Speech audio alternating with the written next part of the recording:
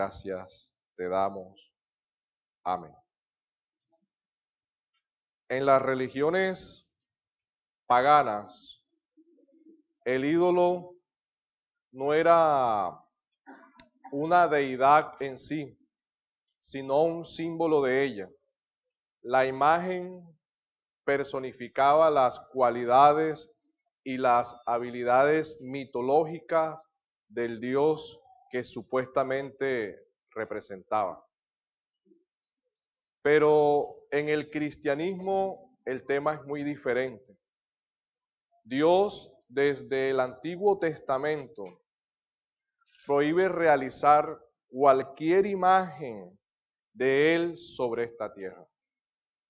No hay imagen que se pueda tallar de Dios en oro, plata, bronce, madera o piedra que lo represente a Él sobre esta tierra.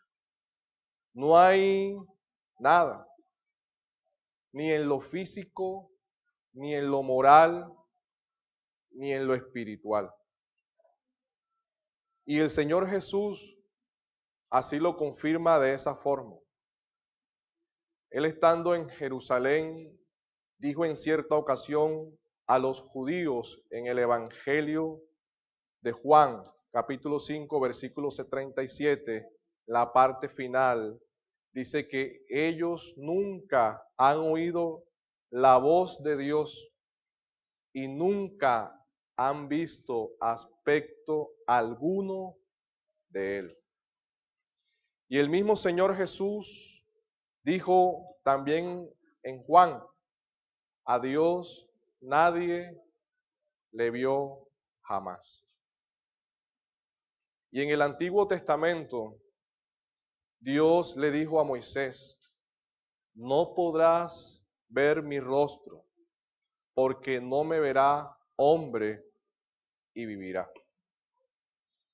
Entonces, por un lado, no había ninguna imagen de Dios que lo representara o lo represente en la tierra.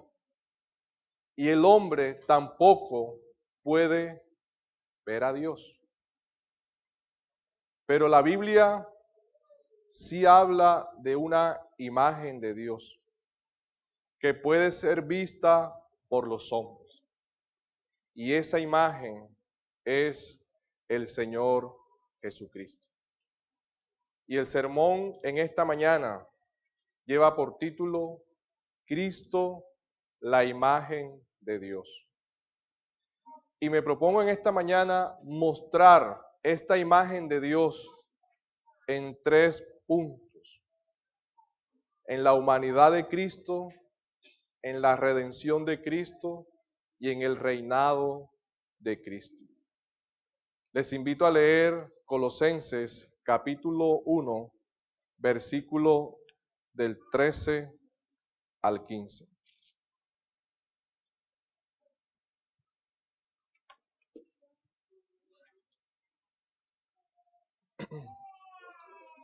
El cual nos ha librado de la potestad de las tinieblas y trasladado al reino de su amado Hijo, en quien tenemos redención por su sangre, el perdón de pecados. Él es la imagen del Dios invisible, el primogénito de toda la creación. Al mirar el contexto inmediato donde está este versículo, sobre todo lo relacionado con los versículos posteriores, es cierto que la imagen de Dios en Cristo está relacionada con ser creador, con ser preexistente. La palabra primogénito de toda creación que está en el versículo 15, así lo confirma. Esa palabra no significa que Jesús fue creado o que la primera creación de Dios fue Jesús. Esa palabra significa preeminencia. La frase quiere decir que como primogénito Él fue creador de la creación. O sea, que fue el primero que creó todo. Ejemplo, si nosotros miramos Apocalipsis, capítulo 13, versículo 14, la parte final, dice, el principio de la creación de Dios. Y no es que Dios fue creado. Habla de Dios como el originador, la causa primaria y la cabeza de ella. Y al mirar los versículos posteriores al 15, el texto que estamos usando, podemos ver las palabras que en Él fueron creadas por medio de Él, porque Él era antes de todo, Él es en el principio el primogénito de entre los muertos, la cabeza de la iglesia, etcétera, etcétera, etcétera. Pero en este sermón he citado los versículos 13 y 14, porque la imagen de Dios en Cristo no solamente está en ser Jesús creador, preexistente, Señor, etcétera, sino también que la imagen de Dios en Cristo también está en la redención. La Biblia dice que Dios estaba en Cristo, reconciliando consigo al mundo, no tomándole en cuenta a los hombres sus pecados, y nos encargó a nosotros la palabra de la reconciliación. Dios estaba en Cristo, en su humanidad. Cristo es la imagen de Dios en todo lo que Dios es, no de forma parcial, sino total. Y en la humanidad de Cristo se dio lo que fue su humillación, su muerte, su resurrección. Y allí también estaba la imagen de Dios. Y eso nos lleva a nuestro primer punto a tratar en esta mañana. Cristo, la imagen de Dios en su humanidad. Les invito a leer el versículo 15. Él es la imagen del Dios invisible, el primogénito de toda la creación. La palabra imagen, que se traduce al español del griego original, es la palabra icon, de donde viene la palabra ícono, que quiere decir la proyección, algo así como la fotografía de algo. Los romanos, cuando estampaban, por ejemplo, la imagen del César en una moneda, esa imagen del César trataba de ser una representación lo más fiel, la imagen más exacta posible de César. No existían las fotos, ni mucho menos las fotocopiadoras. Alguien dijo, si Pablo estuviera escribiendo esta carta en este día, él diría que Jesús es la proyección exacta del Dios que no se puede ver. Es la fotocopia misma del Padre. Es decir, Jesús es la imagen visible del Dios invisible. Por eso también Jesús pudo decir que el que le ha visto a Él, ha visto al Padre. En una ocasión Felipe dijo, muéstranos al Padre y nos basta. Y el Señor dijo, ¿por qué me pides que te muestre al Padre? El que me ha visto a mí, ha visto al Padre. Pero quiero hacer claridad a lo siguiente.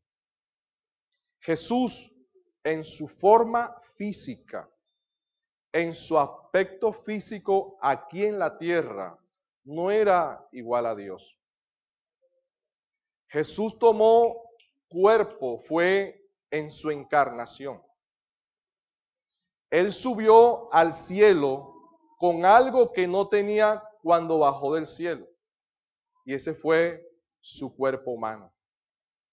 Dios es espíritu, es incorpóreo, no se conoce aspecto alguno de Él. El mismo Señor así lo afirma cuando Él dice que nadie ha visto a Dios jamás. Y esas palabras las dice Jesús estando presente en cuerpo físico sobre esta tierra. Ahora bien, no es meramente una semejanza o parecido a Dios, sino que es una representación visible y adecuada de Dios. Juan dice respecto al Padre que Jesús le ha dado a conocer. Él le ha dado a conocer. Es decir, lo ha presentado visible y completamente. Visible en su poder, en su deidad, en su naturaleza, en su impecabilidad, en su conocimiento, en su santidad, en su juicio, en su poder. ¿Quién es este hombre que aún los vientos le obedecen? La imagen visible de Dios en Cristo para los hombres fue posible en su encarnación. El énfasis en esta declaración, la imagen visible del Dios invisible, está en la igualdad de Cristo con el original, Dios. Necesitamos entender que Cristo existe en forma de Dios y es igual a Dios. Cristo no es un intento de decir cómo es Dios, sino directamente decir, Él es Dios. El versículo 15 muestra un contraste. Lo visible, lo invisible. Lo visible muestra cuánta incapacidad hay en el hombre para ver a Dios. El hombre por sí mismo no puede ver al Dios invisible. Necesitaba a alguien que le mostrara a ese Dios invisible que nadie había visto jamás y que nadie había escuchado su voz jamás. Pero la pregunta es, ¿en qué forma? Y esa pregunta da paso a nuestro segundo punto. Cristo, la imagen de Dios en la redención. Les invito a leer el versículo 14.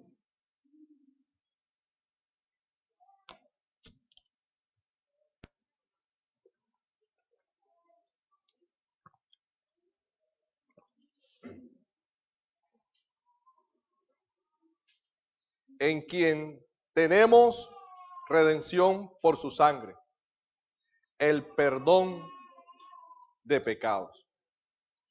El pecado es infracción de la ley. Pecar es pasar por alto la ley de Dios, desobedecerla.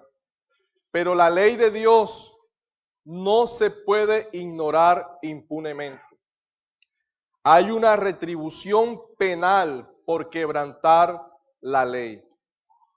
No se puede simplemente eximir a los pecadores del castigo correspondiente y pasar por alto la ofensa contra Dios. El hombre había quebrantado la ley de Dios. Tenía una deuda que él mismo no podía pagarle a Dios. El hombre quedó totalmente incapacitado por sí mismo para poder ser perdonado. Tenía también que pagar lo que debía. Pero por otro lado, no estaba en condición de hacerlo. Ni por él mismo, ni por otro. Nuestra obediencia actual y nuestras buenas obras no sirven para satisfacer la deuda de nuestros pecados. Por tanto, no podemos salvarnos a nosotros mismos. tampoco puede otro ser humano salvarnos, ya que un pecador no puede salvar a otro pecador. No hay hombre alguno, ni nada en el hombre, ni fuera del hombre, que pueda dar satisfacción a Dios, a su justicia. ¿Quién podía hacerlo si no había ningún hombre? Dios mismo. Dios mismo. Y es aquí donde digo que Cristo es la imagen de Dios en la redención. Solo Dios puede satisfacerse a sí mismo. Pero en este caso, era el hombre que debía satisfacer la justicia de Dios, ya que el hombre era quien había quebrantado la ley. Pero el hombre no puede. ¿Qué problema, hermano? Por tanto, es necesario que alguien que sea Dios, hombre, lo haga. Un ser que fuese Dios y no hombre, u hombre y no Dios, o una mezcla de ambos, y por ello ni hombre ni Dios, no reuniría las condiciones necesarias que la misma persona requería para dar satisfacción a la justicia de Dios. Sea plenamente Dios y plenamente hombre lo que podía cumplir esta condición. Ya que nadie puede hacerlo sino uno que sea verdaderamente Dios. Y nadie debería hacerlo sino uno que sea verdaderamente hombre. Estábamos totalmente incapacitados para hacerlo. ¿Y quién cumplía esto? Solo Jesús. Solo Cristo. Ahí es donde toma poder la redención. Ahí es donde toma poder la encarnación de Cristo como hombre. Y ese fue Cristo Jesús. La imagen visible del Dios invisible. El amor, la gracia, la redención, el perdón, solo pueden ser comprendidas por medio de la visibilidad de la obra de Cristo. Solo por medio de Jesús podemos saber cuán grande amor ha tenido Dios por nosotros, que siendo aún nosotros pecadores, Cristo murió por nosotros. Todo lo hizo Jesús. Y es como si Dios mismo lo hubiera estado realizando por medio de él. Él lo hizo visible en la redención por medio del sacrificio de su amado Hijo Jesucristo. La redención es obra y creación de Dios. El versículo 14 dice, en quien tenemos redención por su sangre, el perdón de nuestros pecados. Redención significa que los creyentes han sido comprados por precio. Eso significa redimir. Esa palabra sirve para describir a un esclavo que ha sido adquirido en el mercado público de esclavos, o liberar a un esclavo pagando el precio por él.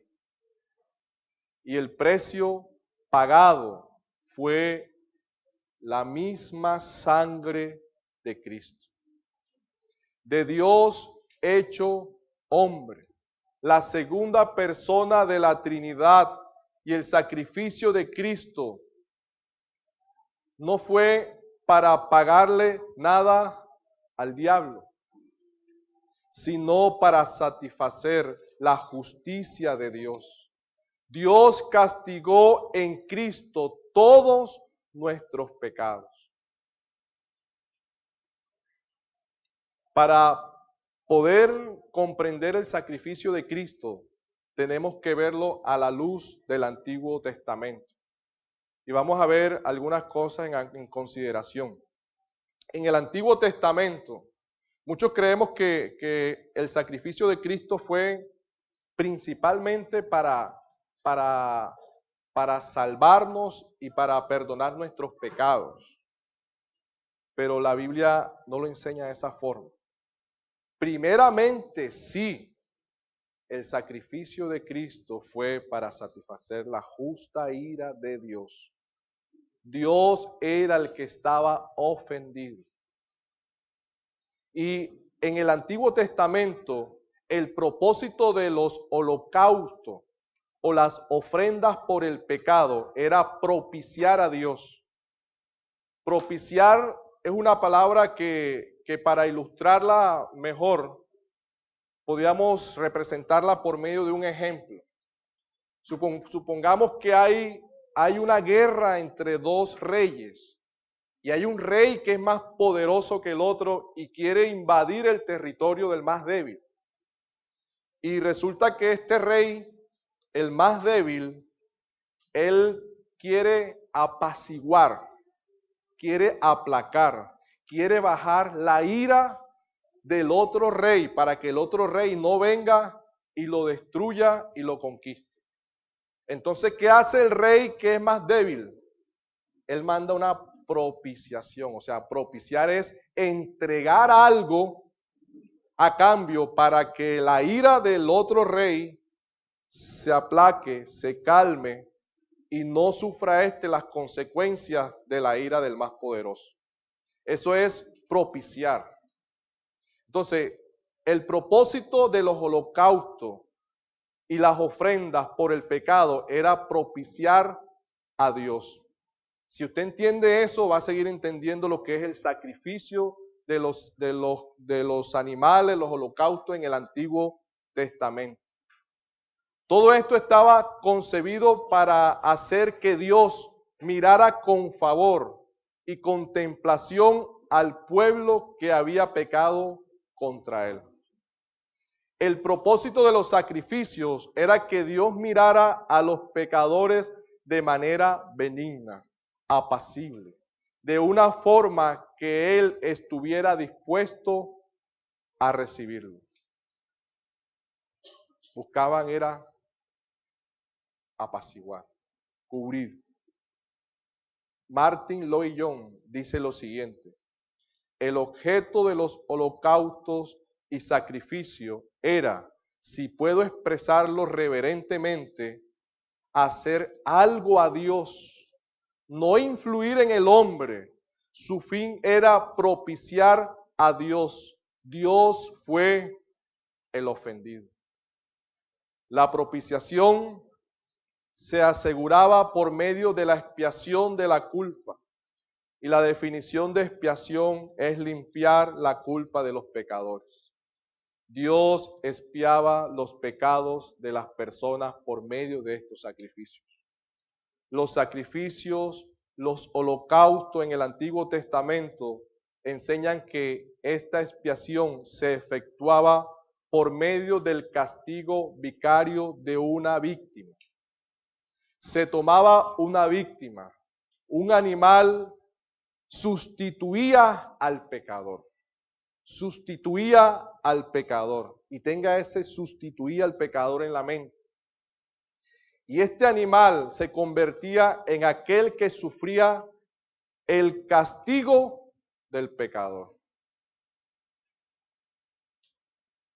Debido a que el animal sustituía al ofensor, el castigo por ende representaba cayendo sobre este animal. Y el pecado de los pecadores del pueblo era afrontado en el animal. Su culpa era expiada. Y Dios propiciaba con respecto a él. Dios podía verle con ojos de perdón por medio de este acto. El mensaje del Antiguo Testamento era: sin derramamiento de sangre no hay remisión de pecados. Teniendo eso en mente, nosotros podemos entender que Cristo nos salva por su muerte. Podemos entender las palabras de Juan el Bautista cuando dijo: he aquí el Cordero de Dios que quita el pecado del mundo. Remontándose a los corderos que se ofrecían en el Antiguo Testamento.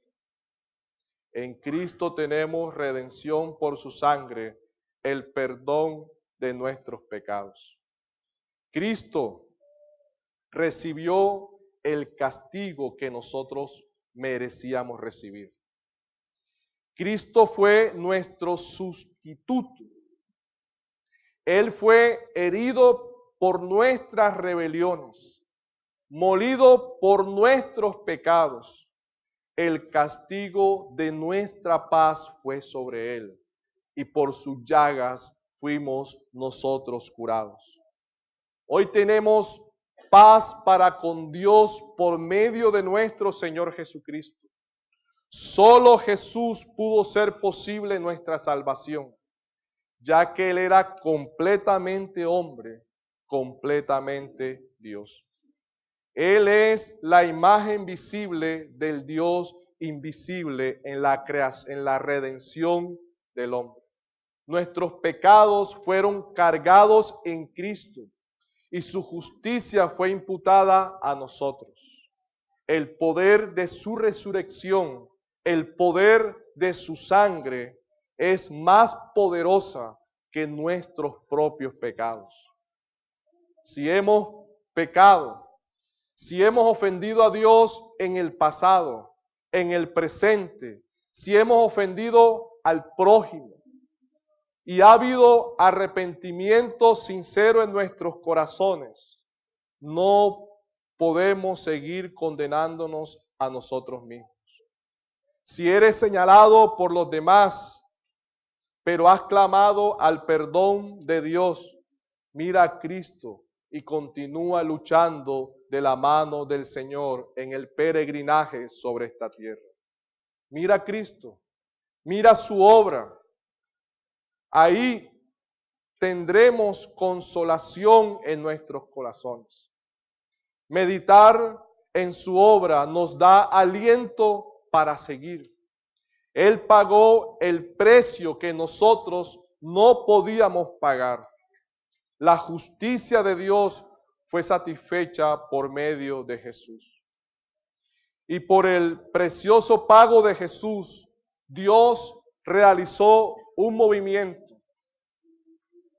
Nos reconcilió consigo mismo, pero Dios nos sacó por medio de la imagen visible de su Hijo.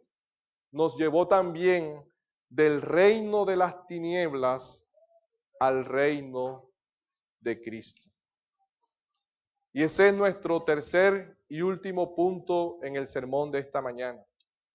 Cristo, la imagen de Dios en su reinado.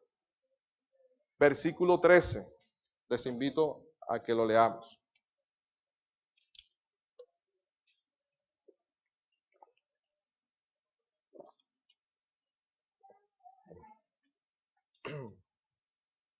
El cual nos ha librado de la potestad de las tinieblas y trasladado al reino de su amado Hijo. Nosotros no nos liberamos a nosotros mismos.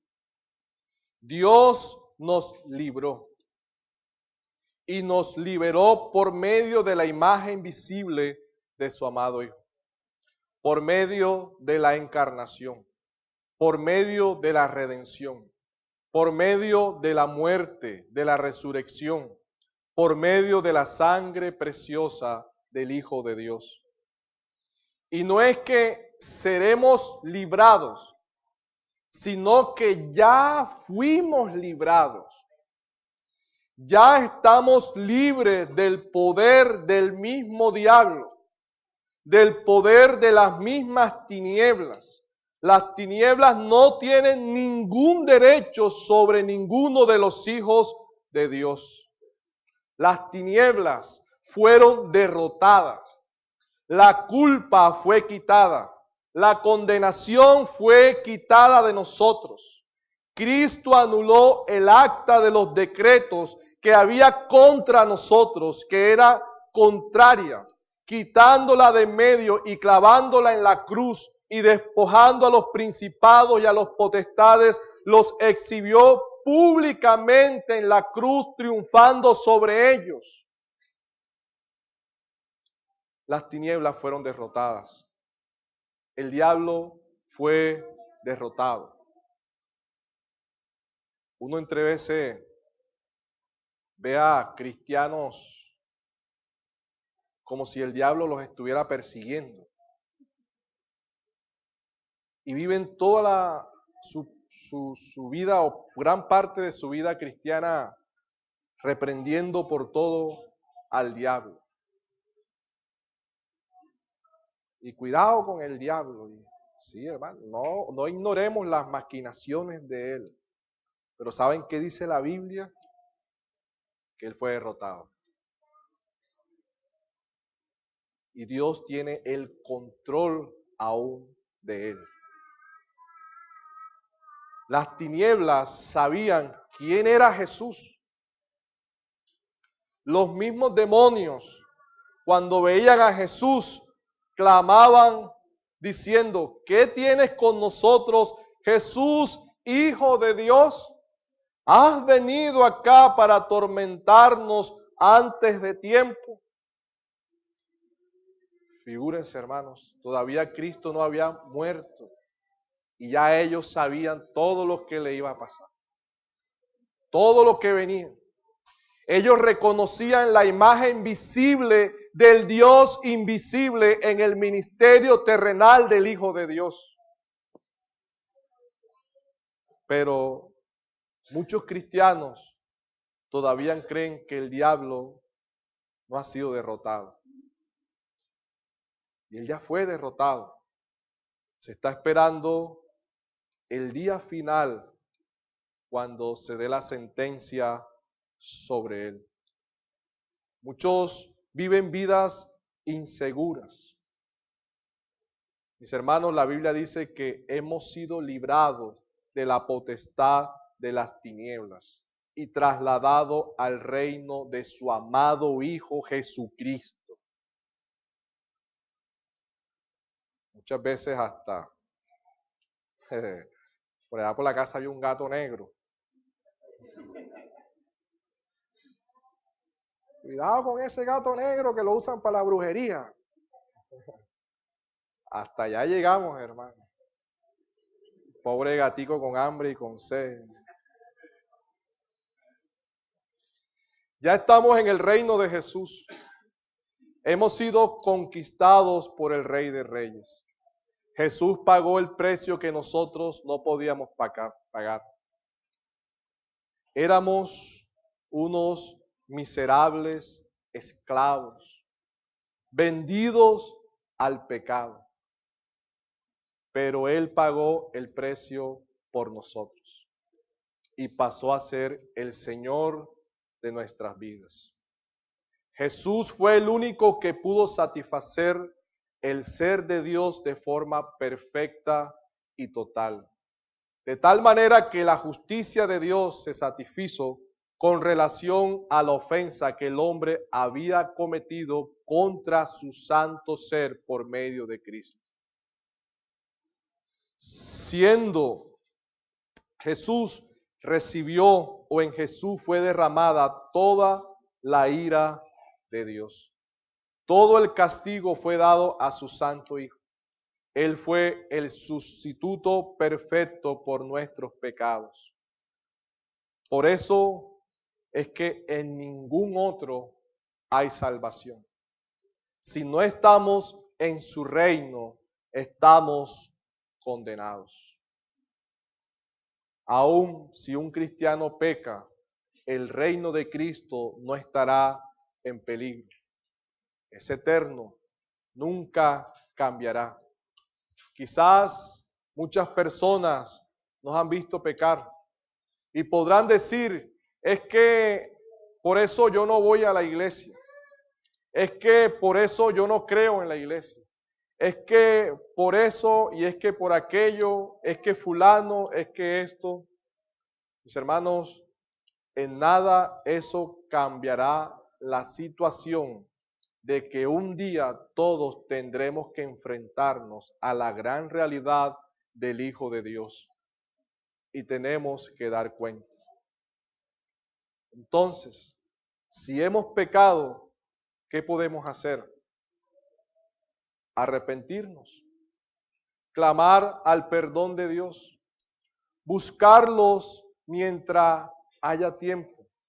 El que confiesa sus pecados y se aparta, alcanzará la misericordia de Dios. Si no estamos en este reino, estamos condenados. Solo Jesús es el mediador entre Dios y los hombres. Cristo es el único rey que puede darnos absoluta libertad de la condenación. Miren, la única imagen de Dios que el cielo acepta es la de Jesús. Fuera de Él no hay salvación. Por más que amemos a nuestros familiares, a nuestros amigos, a nuestros conocidos, a nuestros padres, hijos, esposa, esposo, si ellos no están en Jesús, están condenados. Si ellos no están en Cristo, están en el infierno. Aproveche en medio de sus familiares y amigos a mostrar a Jesús. Hay una gran realidad y es que todos vamos a morir y nos vamos a enfrentar a la gran realidad de Jesús como juez. Y por más que amemos a nuestros seres en esta tierra, si no están en Cristo, amados hermanos, están perdidos por la eternidad.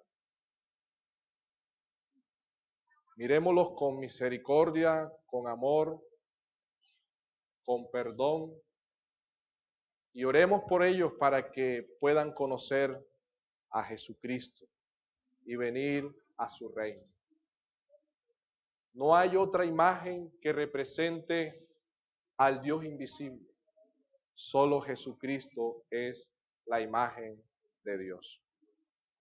Amén. Les invito a entonar el himno 200.